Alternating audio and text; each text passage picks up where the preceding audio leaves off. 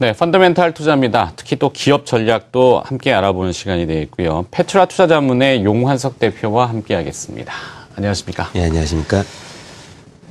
이머징 마켓의 위기, 통화가 좀 불안했던 연유가 있고 또 이 미국의 테이퍼링이라고 하는 양적 완화를 축소하면서 달러를 걷어갈 것이다. 이런 얘기들을 시장에서는 좀 확대해서 많이 우려를 했습니다. 실제 용환석 대표가 보시는 이머징 마켓의 리스크는 어느 정도로 좀 측정이 되고 있습니까? 예, 물론 그 양적 완화 정책으로 인해 이제 유동성 공급의 혜택을 많이 본 나라들은 아무래도 이런 정책을 직접 실행한 일본, 미국, 유럽 등 이제 선진국 이제 국가들일 것입니다. 또 실제로 이들 나라 주가는 좀 많이 올랐었죠. 하지만 또 수혜를 본 나라들은 이 이외에도 직접 이런 정책을 하지 않았지만 또 있는데 이제 바로 신흥국 중에서도 또 경상수지, 무역 적자가 큰 그런 나라들입니다. 근데 이제 경상수지 적자랑 무슨 관계가 있냐 할 수 있겠지만 이제 수입을 많이 한다는 거는 이제 외부에서 물건을 많이 사오는 건데 그러기 위해서는 자금이 필요하기 때문에 많은 이제 외국 그 자본이 어떤 형태로 들어왔기 때문에 이러한 테이퍼링을 통해서 이런 자금이 빠져나가면서 이제 위기감이 올 수 있다는 죄송합니다. 그런 얘기입니다. 근데 미국 같은 경우는 경기가 회복되면서 또 반대로 이런 자금을 이제 흡수하는 게 맞는 정책일지도 모르겠지만 이러한 나라들은 경제가 좋지 않은 상황에서 그렇다 보니 이제 위기감이 고조됐었고 또 그런 면에서 주가도 하락을 하고 또 특히 더 이제 얼마 전에 아르헨티나 통화 가치가 이제 큰 폭으로 하락한 것 같이 최근 보면은 이 나라들의 이게 통화 가치는 이제 많이 하락을 하였습니다. 또 사실은 더 나아가서 또 그러다 보니 이제 어떤 큰 위기가 올 수 있다는 이제 그러한 이제 외국 자금이 빠져나가면서 그런 시각도 있었는데 실제로 이제 과거 97년, 8년 우리나라 IMF 입위 때 이제 아시안 금융위기 때보다는 이들 나라들의 그러한 체질이 조금 더 경제 구조가 그런 정도로 나쁜 것은 아니기 때문에 어떤 면에서는 시장에서 좀 과하게 반응한 측면도 어느 정도 있어 보입니다. 네, 조금 민감하고 과하게, 그러니까 항상 반복적으로 말씀드리지만 전염이 될까봐, 전이가 될까봐 위기가 이렇게 걱정을 하는 것이죠. 금융이 워낙에 촘촘하게 연결되어 있기 때문에 그럴 거라고 생각하는데요. 문제는 그 파고의 영향이 우리나라에도 영향을 분명히 줬습니다. 그래서 우리나라는 이 이머징 마켓의 흐름하고 좀 유사하게 주가 흐름이 약세를 보였는데요. 어떻습니까? 우리나라 주식시장의 향후 전망을 하신다면요. 이제 우리나라는 저도 그렇고 이제 우리나라 국민들은 좀 우리나라가 이제는 신흥국이 아니라 선진국의 대열에 이제 들어갔다고 생각을 하지만 어쨌든 이제 국제 금융시장에서 특히 이제 주식시장에서는 아직 우리나라는 이머징 마켓으로 이제 분류가 되어 있고 또 많은 부분 주가도 유사하게 움직이는 면이 분명히 존재를 합니다. 이제 그럼에도 불구하고 이제 아까 설명을 드렸듯이 우리나라는 적자 국가도 아니고 이제 큰 폭의 경상 무역 수지 흑자를 기록하고 있을 뿐만 아니라 이제 또 어떤 근데 그렇기 때문에 또 실제로 이러한 양적 완화 정책을 수혜도 사실 거의 없었던 나라입니다. 이는 과거 이제 2년 동안 주가가 거의 오르지 않았던 그런 데서 이제 잘 나타나고 있고 또 특히 이제 최근에 일부 이제 원화 상승, 이제 원화 가치, 환율 상승 가치가 하락을 조금 하였지만 또 최근 한 1년 보면은 사실 우리나라가 불과 몇 년 전까지만 하더라도 이런 위기가 오면은 원화 가치가 큰 폭으로 하락을 하곤 했었는데 이제 그런 측면에서 봐도 물론 이제 이런 이슈가 나와서 주가가 하락할 때 이제 가치가 하락하는 면이 있긴 하지만 사실은 좀 장기적으로 보면 이러한 영향은 크게 받지 않을 그런 전망입니다. 그리고 또 실제 또 그렇다고 하더라도 다른 신흥국 위험하다고 하더라도 전체적으로 보면 또 최근 그런 위기감 또 이제 경제가 안 좋다는 이런 이유 때문에 주가가 한동안 침체가 돼서 사실은 전체적으로 신흥국 주가가 많이 싼 저평가되어 있는 그러한 상황입니다. 이게 보시는 바와 같이 전체적으로 이머징 마켓 이제 PER 지수가 나와 있는데 선진국보다 많이 낮은 상황이고 실제로 아무리 나쁘다고 해도 성장률은 더 높은데 저렇게 차이가 나는 것은 분명히 이제 저평가되어 있다고 볼 수가 있고 또 몇몇 예를 보더라도 러시아 같은 나라가 아무리 경제 구조가 안 좋고 전망이 안 좋다고 하더라도 5.4라는 수치는 굉장히 낮은 수치고 우리나라는 나라 전체도 그렇지만 우리나라 대표적인 기업 삼성전자 같은 경우 물론 향후 전망 불투명 때문에 주가가 최근에 좋지는 않지만 그래도 작년 이익 대비 너무 낮은 가격에 거래가 되어 있고 많은 이런 신흥국의 큰 좋은 회사들이 낮은 가격에 거래되어 있는 것도 그 증거가 그걸 하나를 보여주는 그런 측면이 아닌가 생각이 돼서 어떤 면에서는 경제가 좋다고 회복된다고 하지만 주가가 너무 많이 오른 선진국 증시보다는 그런 면에서 지금 투자하기에도 안정적인 측면도 분명히 또 존재하는 것도 사실인 것 같습니다. 네. 자, 이 미국에서 시작된 어떤 하나의 현상, 그리고 신흥국 쪽으로 조금 이야기가 있었고, 자, 문제는 이것이 이제 다시 또 아시아 쪽으로 오느냐의 여부인데, 우리는 이제 동북아시아 쪽에 속해 있지 않습니까? 뭐 중국이나 일본을 함께 또 봐줘야 되는데요.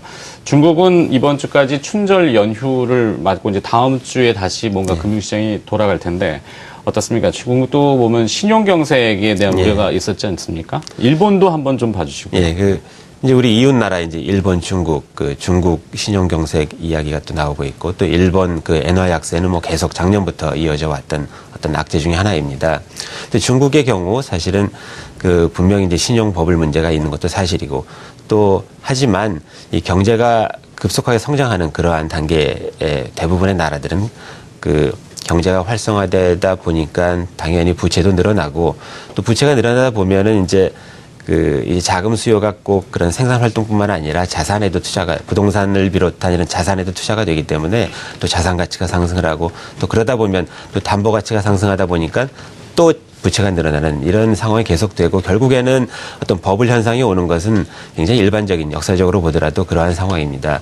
하지만 이러한 이제 신용 버블이 터져서 그 다음에 전개되는 상황은 상당히 나라마다 다른데 정책의 영향도 있고 또 그동안 쌓아놓은 그런 또 이제 외채 규모에 따라 다른데 예를 들어서 우리나라 IMF 때 같은 위기 또 미국의 대공황 같이 그런 식으로 전개될 수도 있지만 또 일본의 경우는 신용 버블이 꺼지면서 어떤 위기는 오지 않았지만 상당 기간 동안 20년 이상 경제가 지지부진한 이러한 식으로 버블이 붕괴된 그런 사례도 있는데 이제 중국의 경우 어떻게 될지는 아무도 예측할 수가 없지만 어떤 면에서 이게 중국 지도부에서는 가능한 한 위기를 피하려고 하고 있고 또 중국은 이미 부가 많이 쌓이는 나라다 보니까 또 일본 같은 큰 위기는 없지만 그런 식으로 될 수도 있기 때문에 이런 부분 많이 이제 지켜보아야 될 것 같습니다. 그리고 또 이제 일본 같은 경우는 아베노믹스다 해서 무슨 노믹스라는 말을 꼭 붙여야 되는지 모르겠지만 어쨌든 이런 엔화 약세 정책이 아무래도 우리나라가 가장 큰 피해를 보는 나라인 것은 틀림이 없습니다. 이제 하지만 일본에서 이런 정책을 취하는 가장 근본적인 이유는 엔화 약세의 정책을 통해서 기업들의 경쟁력을 회복하고 또 그로 인해서 이제 무역 수지, 경상 수지가 개선되어야 되는데 실제로 반대로 일본은 적자 폭이 나날이 커지고 있는 또 반대 현상을 보여서 이런 정책의 효과가 있나 하는 이제 의문을 던져주기도 합니다. 또 일본 엔화도 사실은 계속 이제 통화 가치가 하락을 하긴 했지만, 또 얼마나 이게 이제 앞으로 또 지금 어떻게 보면은 이제 엔화 가치가 또 계속 그런 정책을 취하다 보니까 많이 저평가되는 상황인데 얼마나 더 갈지 또 그 부분도 또 지켜봐야 할 상황이고 또 이러한 부분들이 많이 최근에 보면은 이제 일본 니케이 지수가 큰 폭을 하락하면서 또 시장에 그런 시각을 주고 있는 것도 사실이라 단기적으로 영향은 있겠지만 장기적으로는 조금 더 지켜보아야 할 것 같습니다. 근데 이제 어쨌든 테이퍼링이다, 일본, 중국 요즘 이게 온갖 악재가 계속 존재를 하고 또 해결되지 않는 어떻게 보면 이제 불안한 상황이다 보니 이제 많은 투자가분들이 걱정이 많은 것도 사실인데 또 어떤 면에서 보면 또 주식 투자를 하기 위해서는 조금 더 길게 보면 향후 3년 좀 더 길게 보면 이렇게 악재가 많은 시기가 최고점일 가능성 상당히 낮기 때문에 조금 그런 시각으로 보면 또 어떤 면에서는 또 투자하는데 꼭 특별히 그렇게 많은 걱정을 하지 않아도 될 수 있지 않나 하는 생각입니다. 네. 자, 일본 증시는 이 달러엔 환율하고 같이 동행을 하죠. 최근에 엔화가 약세에서 다시 강세로 조금 기울었고 그것은 이제 회피 심리가 좀 강화되면서 안전자산으로 일본 엔화가 선호를 받았기 때문인데요. 101엔대까지 갔다가 다시 또 이번에는 102엔에 딱 또 걸쳐 있군요. 일본은 일본이고. 자, 문제는 중국인데 중국은 다음 주에 좀 봐야 될 것 같고 이제 개별 기업 전략을 좀 알아보고 싶습니다. 시장을 매번 분석해도 등락이 오르락내리락 하지 않습니까? 지수 자체에는 큰 의미를 못 두고 있는데요. 개별 기업 전략 좀 들려주시죠. 이렇게 이제 위기감이 많은 상황에서는 꼭 어떤 특정한 전략이 꼭 맞는다고 할 수는 없겠지만 어떤 면에서는 조금 자산 가치도 있고 이런 면에서 좀 이제 하락 가능성이 좀 안정적인 그런 주식을 한번 보는 것도 좋은 전략 중에 하나라고 생각을 합니다. 이제 그런 측면에서 오늘 소개시켜드릴 회사는 이제 태평양 물산이라는 그런 회사입니다. 이제 이 회사는 의류 제품, 특히 이제 또 우모 제품을 만드는 회사이고 또 일부 부동산 임대업도 일부 하고 있지만 최근에 사실 이제 의류 부분이 이제 가장 큰 이제 매출에 차지하는 이제 부분이고 그 우모 부분 뭐 이렇게 나와 있는데 이제 오른쪽에 보시는 바와 같이 최근에 그 매출이 이제 크게 큰 폭으로 성장을 한 그러한 회사입니다. 조금 더 이제 자세히 보시면은 그 의류업 부분은 이 회사는 이제 자체 브랜드가 아니라 이제 다른 그 세계적인 브랜드를 가진 회사의 제품 디자인하고 생산을 해서 이제 공급하는 그러한 이게 이제 주력 사업인데, 이제 이 부분이 사실은 지금까지 보면은 그 매출은 큰 폭으로 성장을 했지만 실제로 실적은 그러니까 이익은 많이 나지 않았는데, 향후 이제 이런 부분도 좀 개선될 그런 요지가 많이 있어 보입니다. 또 두 번째 우모 사업은 이제 우모 오리털로 이제 만든 이제 오리털인데, 사실 이제 최근에 우리나라에서 이제 이런 부분이 많이 유행을 했었고, 또 실제 우리나라에서 팔리는 제품의 많은 부분들이 이제 이 회사가 만든 그러한 회사다 보니 여기서 이익이 많이 나고 있고, 또 실제 구로동에 이제 사옥이 있는데 이 부분 부동산을 통한 임대 수익도 일부 존재를 합니다. 그런데 이제 이 회사 요즘 이제 주가가 한동안 이렇게 많이 오르지 않다 보니 최근에 뭐 PER, PBR 지수를 보더라도 상당히 낮게 거래가 되고 있고, 또 아까 이제 그 사옥 가치가 장부에 나온 가치만 해도 거의 시가총액에 육박할 정도로 실제 가치는 더 높을 수도 있는데, 또 이 회사의 성장성, 이 자산 가치, 또 뭐 그런 측면에서 볼 때 또 이제 가격도 이렇게 저렴하게 거래가 되고 있기 때문에 한번 관심 있게 그런 측면에서 보시면 좋을 것 같습니다. 네.